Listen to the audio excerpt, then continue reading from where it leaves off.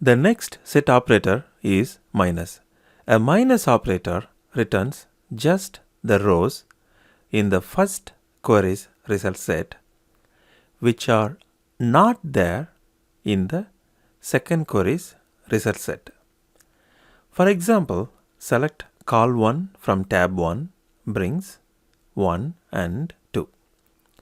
Select col3 from tab 2 brings 2, 2, 3, 4. What is there in the first result set that is also there in the second result set? 2. So, in the first result set, which is 1 and 2, the minus operator will remove 2 and will just bring 1. Now, let us just flip the queries. Here, select col3 from tab 2 is the first query. Its result is 2, 2, 3, 4. The second query is select col1 from tab 1. Its result is 1, 2. So, what is there in the first result set that is also there in the second result set? 2. So, from the first result set, which is 2, 2, 3, 4, the minus operator will remove 2.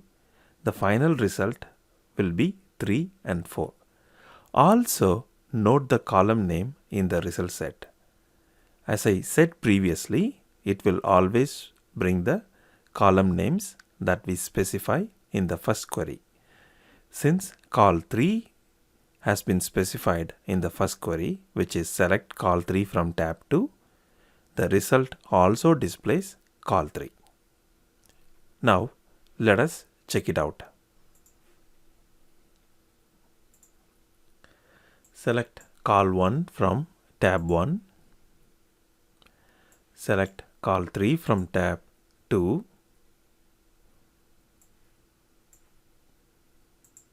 A minus operator removes 2, which is common between first result set and the second result set, and just brings the rest of the first result set, which is 1. I am flipping the queries. It brings 3 and 4. Also note the column name.